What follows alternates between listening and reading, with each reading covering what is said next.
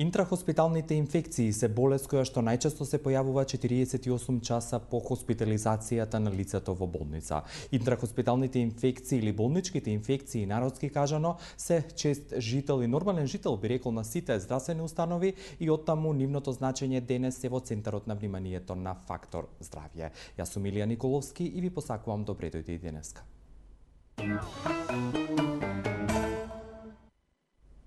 А кога зборуваме за болничките инфекции или интрахоспиталните инфекции, она што сакам да ви го предочам на почетокот е првата приватна општа болница Ремедика во Република Македонија, која што во 11-та година од своето постоење го отвори одделот за микробиологија, каде што конкретно се третираат и дијагностицираат токму овие болнички инфекции. Денеска ќе разговараме со раководителот на ова одделение, но пред нејзиното представување да напоменам дека тимот од Ремедика секојдневно можете да го најдете и достапни се тие на 022-603-100 и 072-443-200.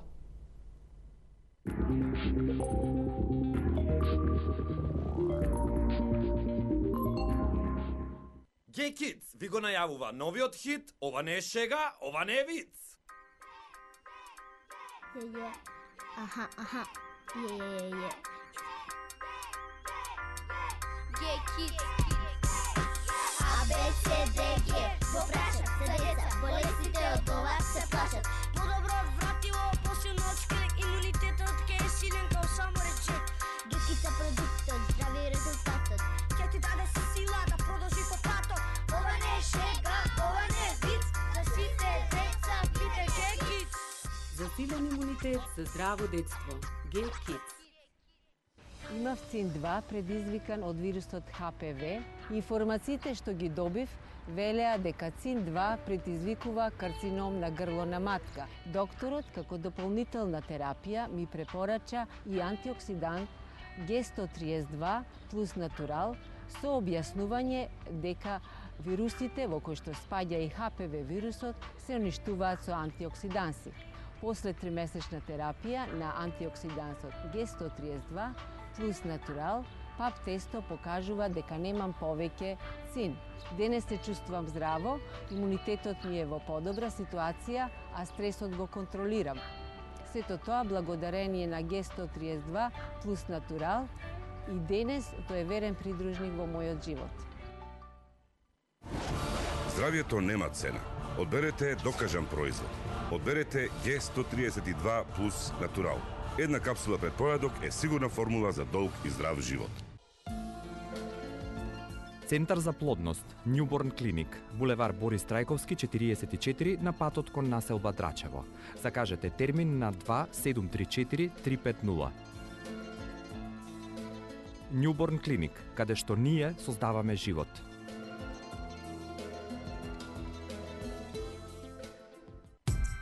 Ординација по кардиологија и интерна медицина, доктор Данаилов. 20 години се грижиме за вашето здравје.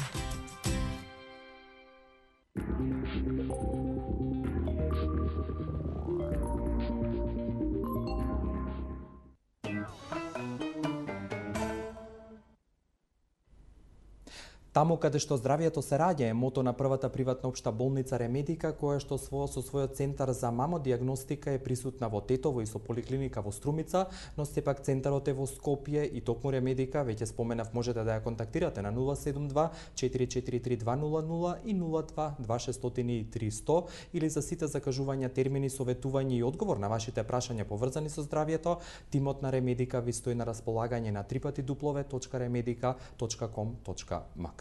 И спомена, веќе во 11-та година од постоењето, Ремедика го отвори и новиот оддел за микробиологија и токму денеска со раководителот на овој оддел ќе разговараме на тема болнички инфекции. На почетокот дозволете ми да ја представам доктор на медицински науки Снежана Ивиќ-Колевска, специјалист микробиолог и воедно раководител на одделот за микробиологија во Ремедика. Добар ден и добро дојдовте во Фактор здравје. Добар ден, голем поздрав до вас и вашите гледачите.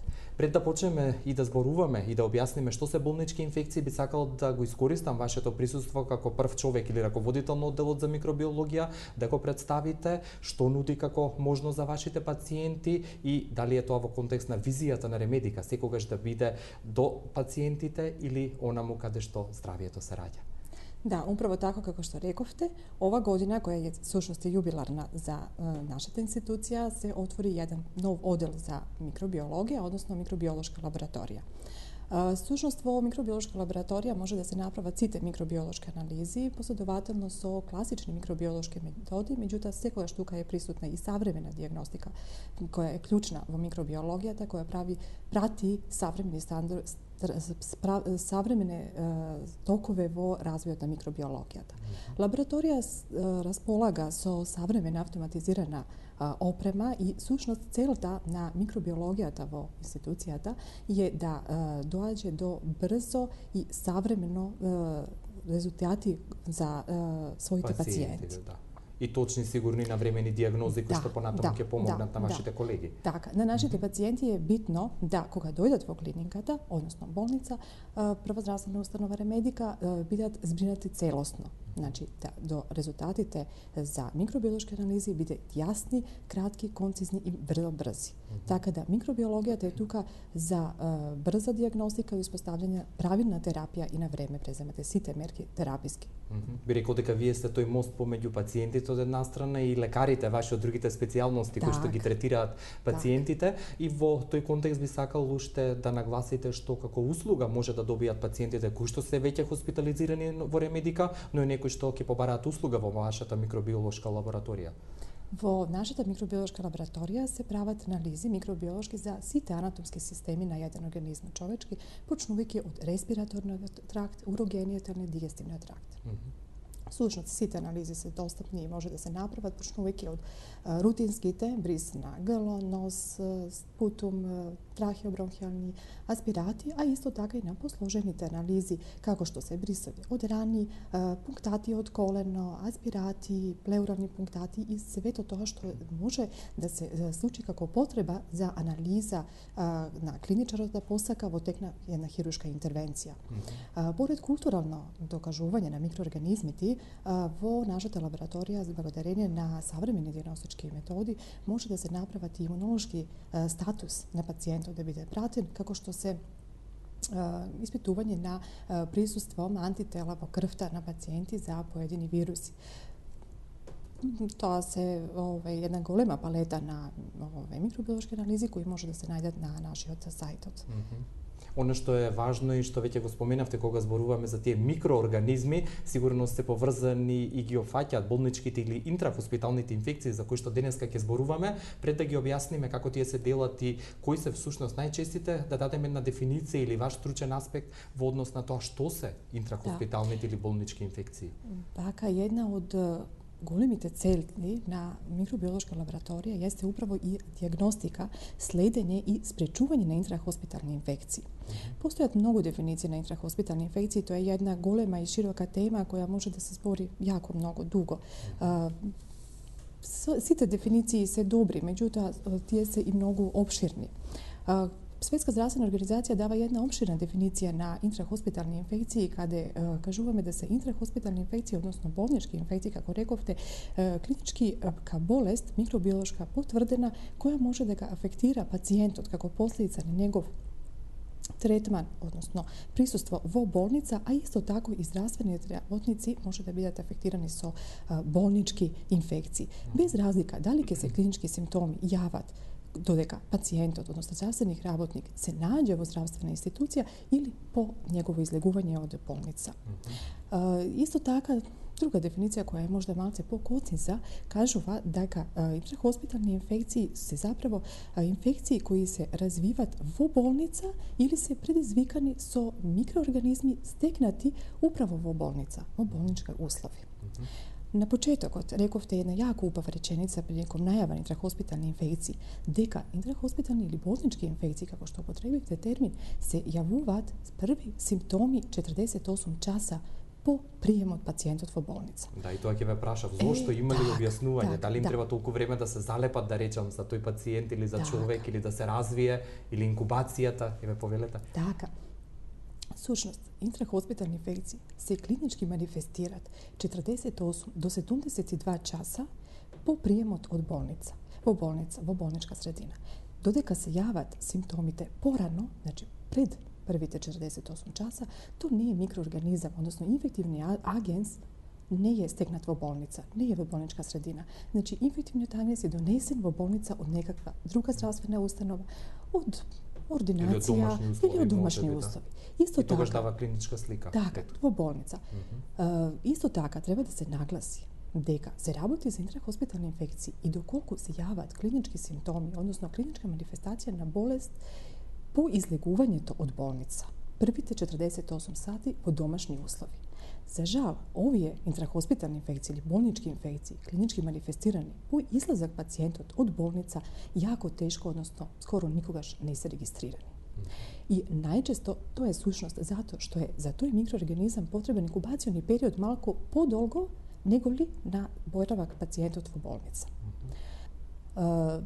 Најчести инфекции... Да, кои се најчести, тоа сакам да поврзам факторите кои што ги предизвикуваат. И најчести инфекции кои се јавуваат во домашни услови по излегување пациентот од болница се сушност постоперативни рани, инфекции на новородени бебиња и инфекции предизвикани со хепатитис вируси. Затоа што тие инфекции се управно предизвикани со причинители инфективни агенси за кои е инкубациони период подолг од време боравка во болница на пациентот. Тоа е значи и одговорот, ризик факторите кои што ги предизвикуваат овие инфекции. Она што сакам уште да го споменеме кога ги споменавме интрахоспиталните или болничките инфекции, пред да утврдиме како тие се утврдуваат и третираат, да објасниме кои се најчести во болнички услови и она што е многу важно да се нагласи дека тие интрахоспитални инфекции во некоја рака, дел од нив сигурно и се вообичаени, иако нивото и односот во однос на хигиената, одржувањето на институциите, не зборуваме само за ремедика, туку и глобално за сите здравствени установи, нормално е дека човек не може да биде изолиран од нив, но секој пациент по друга страна не може да биде нападнат или да биде носител на некоја болничка инфекција или да развие болест од нив. Така. Јас би рекла само уште нешто, ве молам, дека интрахоспитални, односно болнички инфекции настануваат како интеракција, односно трансмисија помеѓу инфективниот агенс и осетлив домаќин, како последица на нивниот уземен контакт. Нема сите особи кои доаѓаат во контакт со причинителот на инфекцијата да заболат. Или сите хоспитализирани да носат инфекција. Така, да, затоа нема сите заблуда. Така, затоа сите фактори, значи ризик фактори на интрахоспитални инфекции може да ги поделиме во две големи групи. Една група на ризик фактори е такозвана интерризик, односно внатрешни фактори кои зависат од самиот пациентот, а тоа е негов имунолошки и одбранбени систем. Обично сите пациенти, односно голем број на пациентите имаат паднат, односно намален, имунолошки одбранбени систем поради основна болест ради која е и хоспитализиран. Пациентите кои се најподложни на интрахоспитални инфекции се заправо пациентите во цереброваскуларна кома, односно церебрна кома, пациентите со политрауми, со експанзивни изгореници, со малигни заболувања. Исто така, тука се и диабетичари, пациентите со намалена, односно бубрежна функција, хепатални церози, а исто така неопходно е да се спомнат и особи со физиолошко намален имунолошки систем, каде спаѓаат особи со новородени и бремени жени, а и една голема група на пациентите е геријатриска популација. Постарата популација. Така, постарата која е со намален имунолошки одговор, тоа е нивниот имуни систем е со намалена функција, односно. И втора група на ризик фактори со такозвани интерризик фактори, фактори кои доаѓаат од нежива средина во самата болница. Дали е то нежива средина во смисла на опрема, инструменти, битно е да се знае резервоар на инфекцијата, односно можниот извор на инфекцијата во болнички устрови. Така да постојат бројни студии кои делат инструментите во болничка средина кои се употребуваат на пациентите според чистота, односно место во организмот на пациентот кој доаѓа во контакт. Се делат на 3 групи и прва група се критични, потоа семикритични и некритична група, односно на опрема. Критична група, прва категорија на ризични фактори се инструменти кои доаѓаат во контакт со стерилни регии на пациентот. Тоа се управо хируршки инструменти, имплантанти, ендоскопи, артоскопи, лапароскопи. Помалку ризични апарати, односно инструменти кои може да бидат извор на интрахоспитални инфекции се семикритична опрема, односно брохоскопи и ларингоскопи, и трета, некритична група, се мажетни за мерење на крвниот притисок.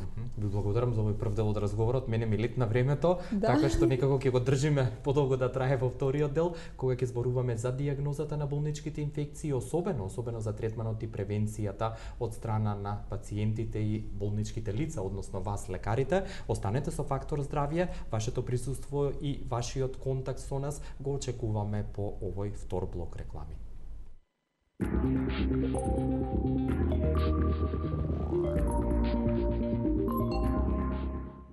Се е најубаво на единствената фестивалска понуда летово. The Festival во Дојран, Ману Чао Лавентура, Кирил Джајковски и TK Wonder, Фолтин, Пет Копи, Љубојна Брас Фентези, културно-уметнички работници, Бла Бла Бла, За, Foolish Green, PMG Колектив, Електрични оргазам, Оратница, Джун, Новиот почеток, многу други артисти и едно чудо активности во најнезависниот камп на 5-тиот The Festival.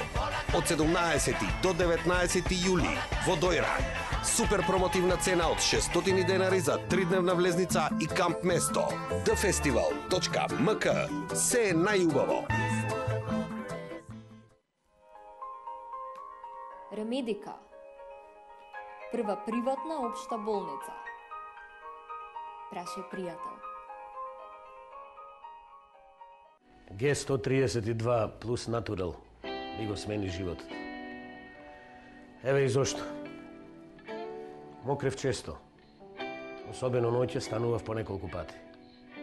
Најмногу ме плашеа болките и ургентниот нагон за мокрење. Бев под целосна лекарска контрола. Лекарот предложи терапија и доколку нема подобрување, операција. Но за среќа ми предложи заедно со лековите да го користам Г132 плюс Натурал зелено пакување. Секој утро пред доручек земав по една капсула Г и по извесен период почувствував голем напредок. Го решив проблемот со простатата. Болките престанаа, мокрењето се стабилизира. Сега се чувствувам здраво и редовно го конзумирам Г, зашто знам Г132 плюс Натурал ми го смени животот. За да го избегнете оксидативниот стрес и да го подигнете имунолошкиот систем, за да се заштитите од преку 100 хронични заболувања и да го спречите напредувањето на слободните радикали кои се главни причинители на тешки заболувања. Користете Г132+, една капсула пред доручек и пред вас имате сигурна формула за долг и здрав живот.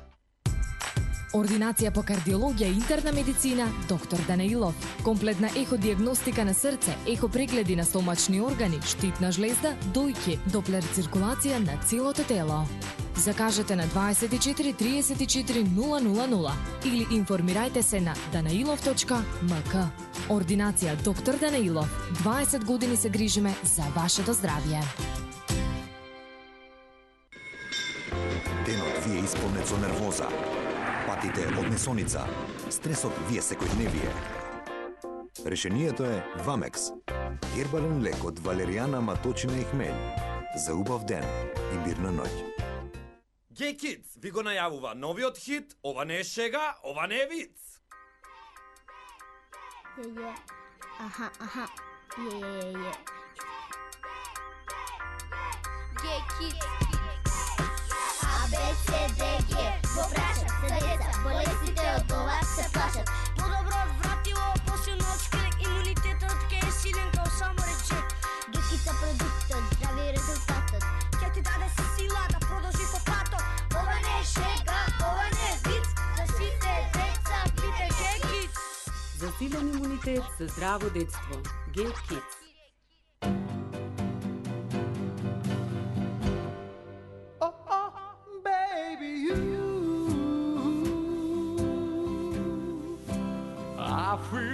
Кога едноставно не можеш да одолееш. Потрошувачки кредит до 15.000 евра за само 30 минути. Искористете ги поволните услови, без административни трошоци и освојте вредни награди, екзотични патувања, викенди за двајца или топ-шоп ваучери. Аплицирајте до крајот на јули. Стопанска банка, на ваша страна.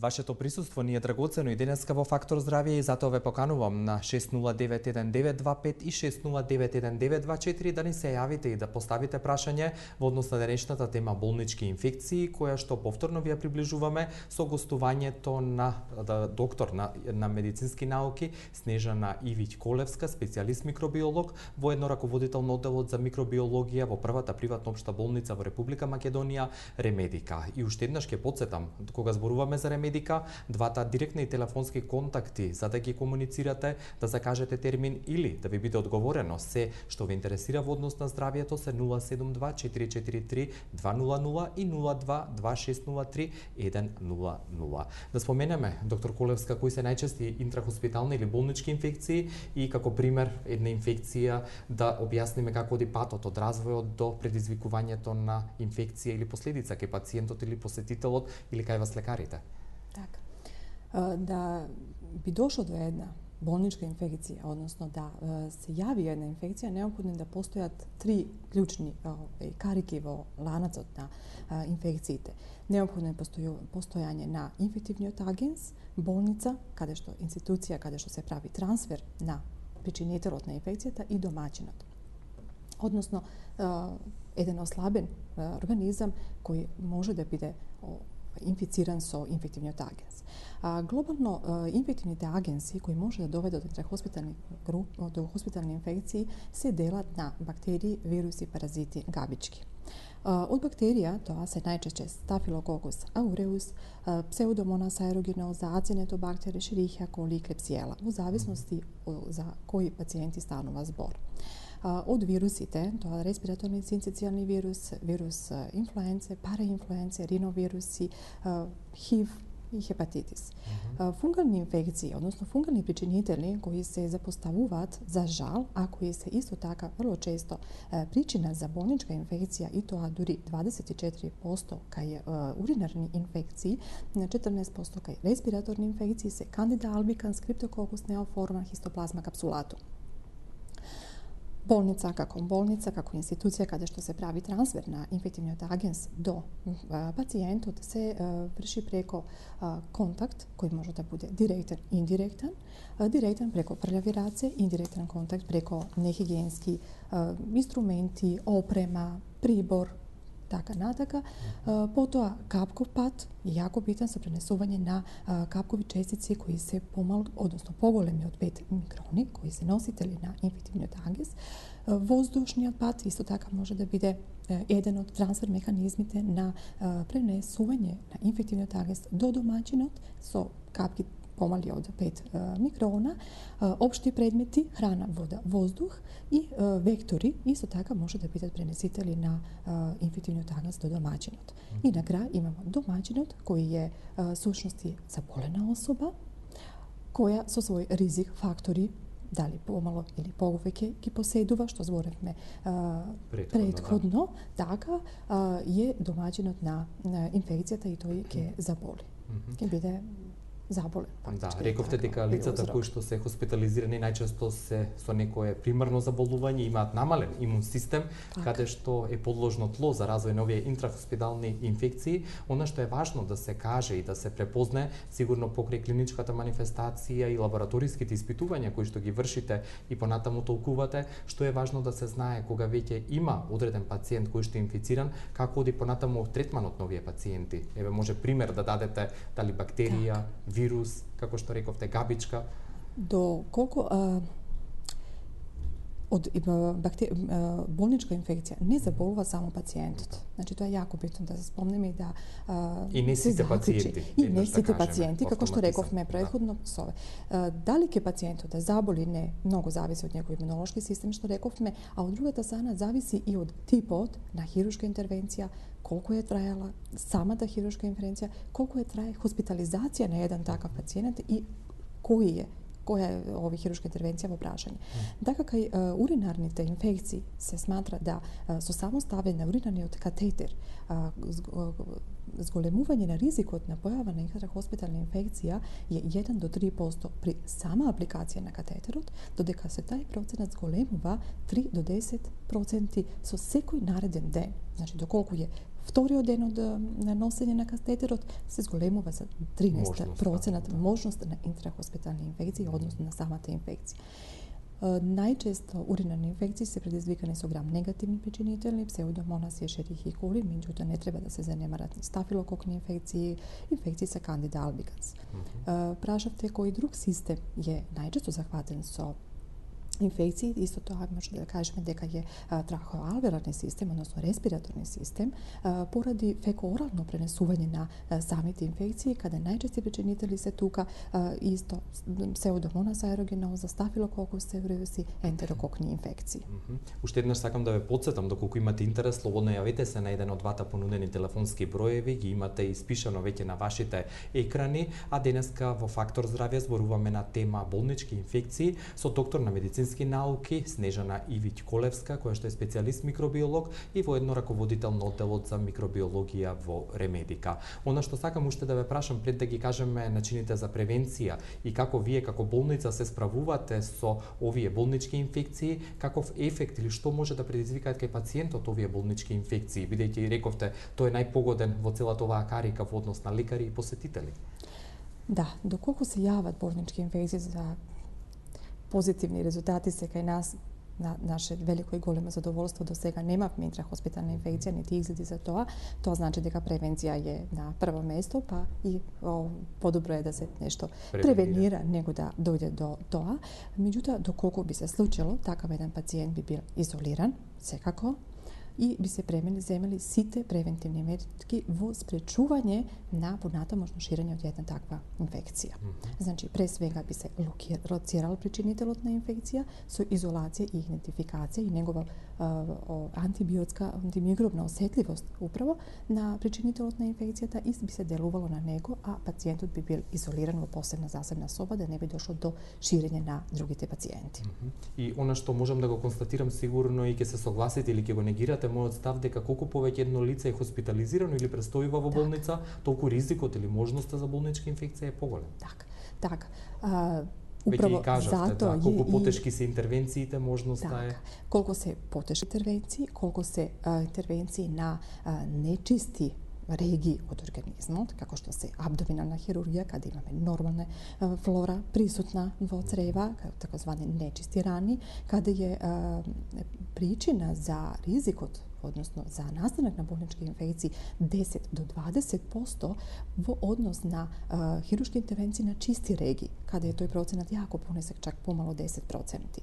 И време трајање, односно должина трајање на хоспитализација на пациентот е еден од, да не кажеме главни, ама јако битни ризик фактори за настанок на болничка инфекција. Така да се сматра да најчесто инфекции настануваат управо кога е хоспитализација на пациентот повеќе од 4 недели.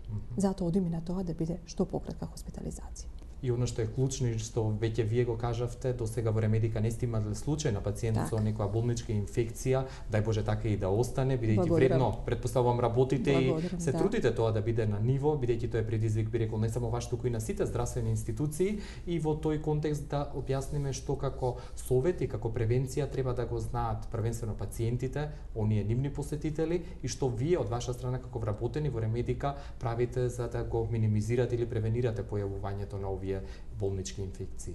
Така. Во нашата институција се прави редовна контрола, значи на чистота, да така кажем, на хигиена на работни површини.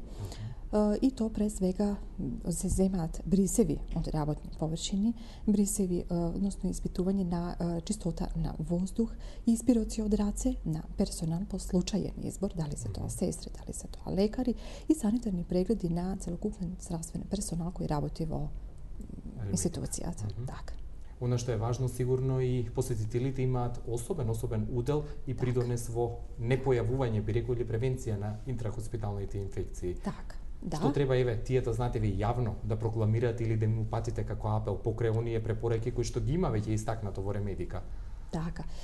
На самиот влез во институцијата, всушност во холот, пациентите, односно посетители на пациентите се запознават со основни превентивни мерки. Што значи поточно тоа? Пред секоја соба, пред секој болничен кревет има дезинфекцијна средства за миење на раце за посетители. Исто така, таму каде што е неопходно, посетители облекуваат соодветни чевли со кои може да влезат во собата, да се спречи управо таа контаминација, односно носење на микроорганизми од надворешна средина внатре во болницата. Оно што е важно, сигурно рековте дека рацете се тие кои што како медиум или начин на пренесување на инфекција најчесто, затоа хигиената или мењето на раце треба да биде секогаш на ниво и да се практикува. Дали имаме некого на линија? Повелете, добар ден. Чинам дека слушнав сигнал, но ќе продолжиме ако веќе некој не чекаше. Ве охрабрувам повторно да се јавите и да поставите прашање. И уште еден аспект во однос на овие болнички инфекции ме интересира, кога веќе имате пациент или некого веќе сте откриле, каков е механизмот на откривање? Дали земањето крв или некоја друга микробиолошка анализа ви овозможува и што е патот на откривање, односно третманот, рековте веќе се хоспитализира, односно издвојува тоа лице, но ајде мојот одговор ќе го слушнете подоцна, некој веќе имаме на линија. Добар ден. Добар ден, гледач од Скопје. Повелете, господине, со прашање. Јас сум чул дека светски гледано болничките инфекции се неизбежни и доста чести, па би сакал од докторката да чујам уопшто, во Ремедика слушнавме добро дека нема, али практично во други има и дека дури сум слушнал дека болница стара 50 години, неминовни се тие, не можат да ги искоренат нити во добрите светски болници. Болница после 50 години треба да се тргне, да се сруши, да се изгради нова, точно ради тие болнички инфекции. Благодарам за... По мои информации, тие се ги има тие практично, не се да ги нема. Да. Сега колку ги има светски, како да со некој мерења со проценти, како се мерат тие, која болница, колку, дали воопшто во извештаите на болниците, во годишните, вака да кажеме, прегледи или извештаи стои тоа. Да, ви благодарам, господине, многу за прашањето. Убаво прашање што праша господинот. Да, го негирате или потврдувате ова што го кажа. Ние рековме дека секоја болница де факто ги има болничките инфекции, но начинот сигурно на превенција и исправување е она што треба да се прави. Она ми остана во сеќавање 50 години постоење на една болница, значи струшување или непостоење. Го потврдувате ли тоа? Како гледате вие? Така. Јако е битно да разграничиме за која болница станува збор, затоа што сите болници немаат иста можност да дојде до интрахоспитални инфекции. Во единице на интензивно лекување, каде е одбранбени систем, односно одбранбениот систем на пациентите јако низак, или кај онколошките пациенти, тука можност за настанак на болнички инфекции е јако зголеме. Значи, што се више работи за болница која е од хируршки аспект, каде има пациентите што многу долго лежат, значи хоспитализации се со подолго време на лежање се со почеста фреквенција на интрахоспитални инфекции. Во Република Македонија со сигурност ви кажувам дека се следат интрахоспитални инфекции, се пријавуваат, секоја болница е задужена поред Според Министерство за здравство постои правилник за пријавување на интрахоспитални инфекции, службен вестник на Република Македонија број 25 од 2008 година, када поточно се кажува и кои, каде се пријавуваат интрахоспитални инфекции, се следат. Така да база на податоци постои за честота, односно учесталост на болнички инфекции и која болница, всушност кој оддел има и колку. Така да се следат и кај нас. Значи има механизам за следење. Да, и она не ми одговоривте после 50 години дали стои тоа тврдење да се сруши таа болница, еве кога што има тешки пациенти или вака доколку се следат препораки за правилна превенција на интрахоспитални инфекции, не треба да се сруши. Значи треба болница убаво да се исчисти, да се стерилизира, да се дезинфицира тоа што може да подлегне на едно убаво чистење, да може да функционира. Доколку чистиме еден одел, карикирам, вториот кат, а први остане неисчистен, ќе се префарли. Значи треба наеднаш да се исчисти цела болница. Значи многу е и економски поефикасно да се и поморци се трошкови, да се исчисти болница целосно во истовремено, него ли да се прави нова. Пошто не значи тоа дека и ако се направи нова нема да имате интрахоспитални инфекции, ќе се јават и така и така. Секогаш во некој систем постои можност за нивното појавување. Меѓутоа, ако се следат правилни превентивни мерки за кои можеме да зборуваме, кои се делат во две групи, општи и специфични. Кажавте вие веќе за пациентите и за посетителите. Така, сакам да спомнам дека секој пациент, во зависности од која хируршка интервенција ќе се работи, е подвргнат на такозвана профилактичка, односно хемопрофилакса, заштита од болнички инфекции. Која профилакса ќе се во моментов користи кај пациентот, пак ќе спомнам, зависи од тежина на интервенцијата, од должина на нејзино трајање и регијата каде ќе се оперира. Значи нема иста профилактичка мера да биде кај операција на стерилни регии во организмот или на оние кои се со нормална флора на човечкото веќе зборувавте, а тука спаѓаат и лекарите кои што покрај својата хигиена или хигиена од своја страна придонесуваат за минимизирање на појава на овие болнички инфекции. Да, и лекарите, односно целокупен медицински персоналот, поред другите луѓе кои може да пренесат инфекција, се заправо трансмитери на пренос на и чинители на интрахоспитални инфекции. Многу ви благодарам за сите овие корисни информации, за представувањето на вашиот оддел, каде што вие раководите или сте раководител, одделот за микробиологија во Ремедика, и повторно покана да не бидете дел од Фактор здравје.